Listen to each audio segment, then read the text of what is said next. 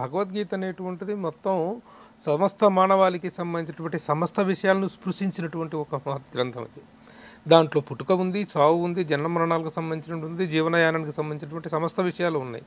అలాంటప్పుడు మరణించిన తర్వాత మరణానికి సంబంధించినటువంటి అధ్యాయాలు కూడా కొన్ని ఉన్నాయి, శ్లోకాలు కూడా కొన్ని ఉన్నాయి. ఆ సందర్భంగా అక్కడ గీతాన్ని వినిపిస్తే వచ్చే నష్టం ఏంటి?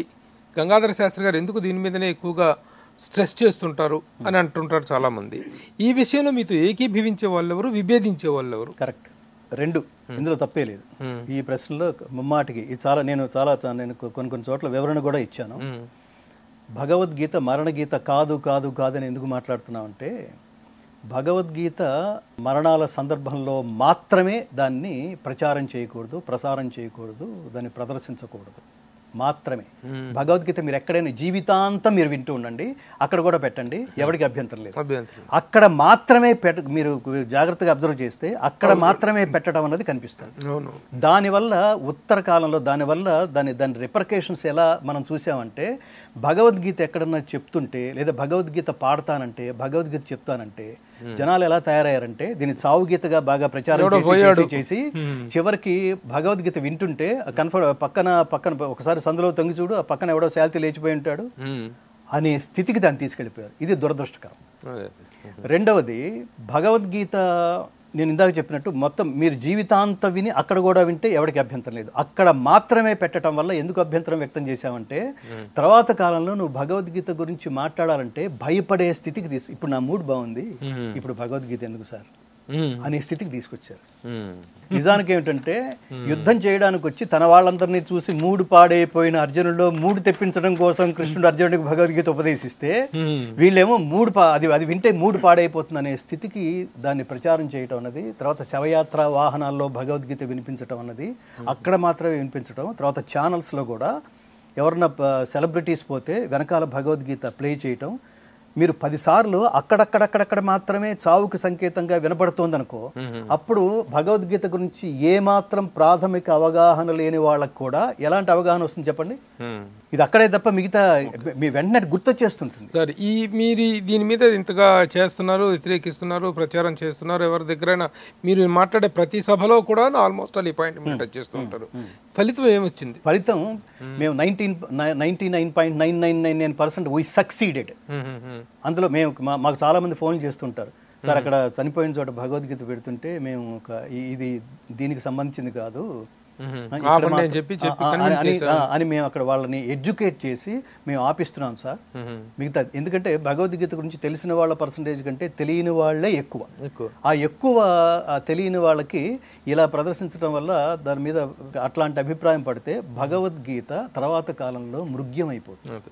ఇప్పుడు ఘంటసాల గారి భగవద్గీత కానీ అది అసంపూర్ణమైనటువంటి గానం, పూర్తి కాదు కదా, 105 శ్లోకాలు మాత్రమే ఆయన పాడారు. 108 శ్లోకాలు మాత్రమే ఆయన పాడారు. మీరు పూర్తి స్థాయిలో మొత్తం 700 శ్లోకాలను మీరు పాడారు. ఏ రోజున ఎక్కడైనా గుళ్ళలో వినిపిస్తున్నాయా? గుళ్ళలో పెట్టించడం కోసం పొద్దున్న లేవగానే గుళ్ళో ఫస్ట్ ఒక ప్రార్థనా గీతం ఒకటి పెడతారు. ఆ ప్రార్థనా గీతం తర్వాత అయిపోయిన తర్వాత మైసమ్మ అనుకుంటా పాటలు, ఇక రకరకాలైనటువంటి మ్యూజిక్ ఓరియంటెడ్ సాంగ్స్ తప్ప భగవద్గీత అనేటువంటిది ఒక దేవాలయంలో వినిపించాలి అనేటువంటి ఇది అవేర్నెస్ అయితే రాలేదు. దీని పట్ల మీరేం చెప్తారు? చాలా గొప్ప ప్రశ్న, నాకు చాలా ఆనందంగా ఉంది. ఇవే అడగాల్సింది. సంపూర్ణ భగవద్గీత భారతదేశంలో ఎక్కడ 10 మంది విని అర్థం చేసుకుని పులకించి ఒక తాదాత్మ్యతతో మనం ప్రతిరోజు వినాలరా అలా ఉంది అనిపించే స్థాయిలో రికార్డింగ్ జరగలేదు. అది మనం చేసాం. ఇదొక భాగ్యం, అదృష్టం. మన లక్ష్యం ఏంటంటే ప్రతి టెంపుల్లోనూ ఇది మారుమోగాలి. రోజుకి నేను ఏమంటానంటే, భగవద్గీత మొత్తం మీరు కంటిన్యూస్గా వినాలంటే 12 గంటలు పడుతుంది. అంతసేపు అక్కర్లేదు. రోజుకు ఒక చాప్టర్, అరగంట, ప్రతిరోజు రోజుకొక చాప్టర్ చొప్పున. దీన్ని తిరుమల తిరుపతి దేవస్థానానికి నివేదించాం. వాళ్ళు ఈ చెవితో వినా చెవితో వదిలేశారు.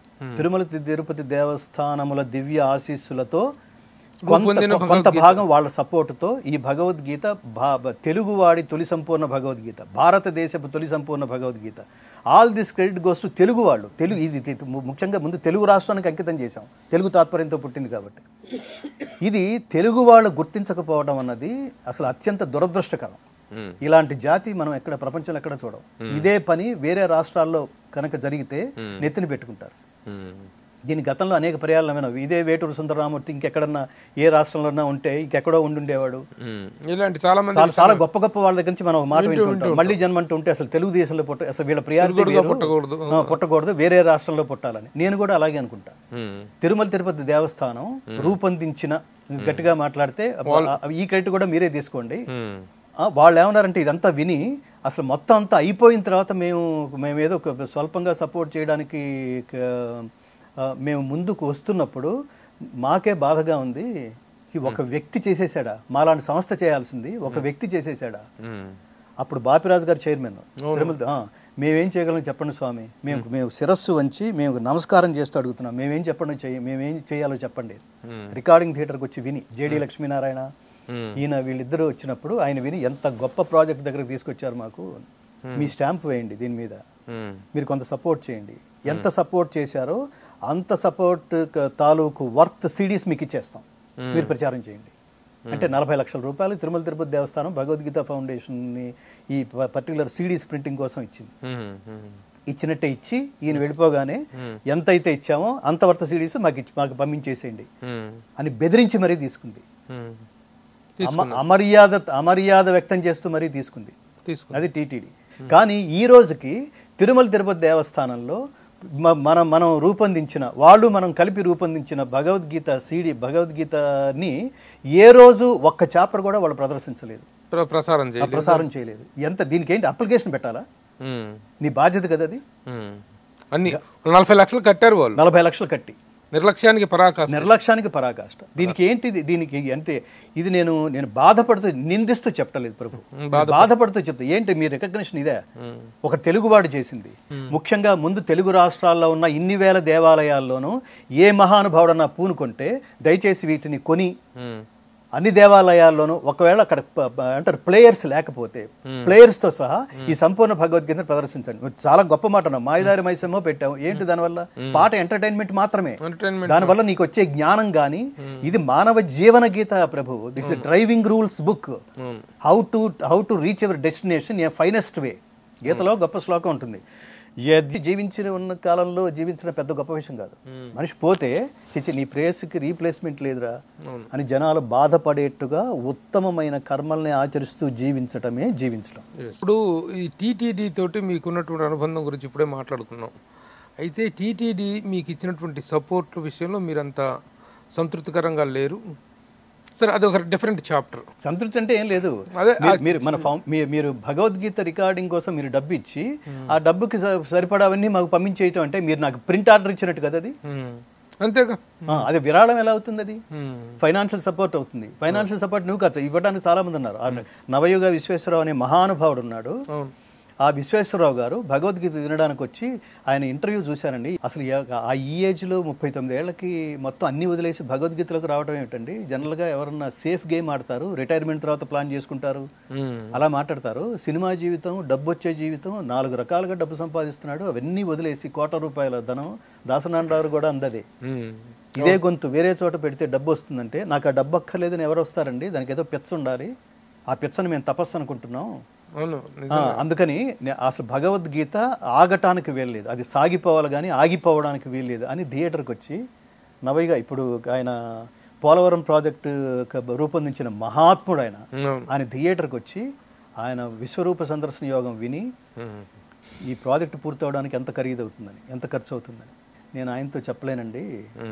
ఆయన ఇంత అవుతుందనంటే ఆయన మళ్ళీ జీవితంలో ఫోన్ కూడా లిఫ్ట్ చేయని పరిస్థితి రావచ్చేమో అంటే, లేదు నాతో చెప్పండి నేను చెప్తాను ఆయనకి అన్నాడు. ఆయన చెప్పాను, 1,80,00,000 అయితే తప్ప ఈ ప్రాజెక్ట్ కాదండి, ఆ దశలో ఉంది. ఆయన వచ్చి విశ్వరూప సందర్శన యోగం అని ఒక చాప్టర్ విని లైట్లు వేసేసరికి ఆయన పులకిస్తూ ఆయన అశ్రు నయనాలతో లేచి వంగి నమస్కరించి శివరవుతూ నా జీవితంలో కృష్ణ పరమాత్మ దర్శనం ఈరోజు జరిగింది అన్నాడు. ఎవరికో ఫోన్ చేశాడు, వాళ్ళు వచ్చారు, కవర్లో చెక్ పెట్టి ఇచ్చారు. అక్కడ పివిఆర్కే ప్రసాద్ గారు ఉన్నారు. అప్పుడు మా ఫౌండేషన్కి ఆనరీ చైర్మన్, తిరుమల తిరుపతి దేవస్థానానికి ఆయన ఎగ్జిక్యూటివ్ ఆఫీసర్గా చేశాడు, ఐఏఎస్ ఆఫీసర్గా. శాస్త్రి గారు ఓపెన్ చేయండి అన్నాడు ఆయన. నేను వీటికి అతీతంగా ఉన్నాను స్వామి, మీరు ఓపెన్ చేయండి అన్న. మేము చేద్దాం, కనీసం ఈ షెడ్యూల్ కన్నా వస్తుందో లేదో చూద్దాం, ఈ షెడ్యూల్ ఖరీదు 5 లక్షలు అన్నారు కదా అని ఓపెన్ చేసి నోరేళ్లు పెట్టాడు. 1,80,00,000 సింగిల్ చెక్. అబ్బా అబ్బా అబ్బా అబ్బా అబ్బా. ఆయన వెళ్ళిపోతూ నమస్కారం చేసి ఆయన అంటాడు, నా పేరు కూడా ఎక్కడ వేయద్దు, నా ఫోటో కానీ నా పేరు కానీ ఎక్కడ వేయద్దు, నేను పరపతి కోసం, నా పేరు కోసం, నా పబ్లిసిటీ కోసం నేను ఇవ్వట్లేదు. మా ఇంట్లో జరిగే ప్రతి శుభకార్యానికి ముందు భగవద్గీత పారాయణతో మేము ప్రారంభిస్తాం. మా తాతల దగ్గర నుంచి వచ్చిన సంప్రదాయం. నేను అక్కడ మీతో కనెక్ట్ అయ్యా. దీన్ని ఆపకండి స్వామి, దీన్ని ముందుకు తీసుకెళ్ళండి అన్నాడు ఆయన.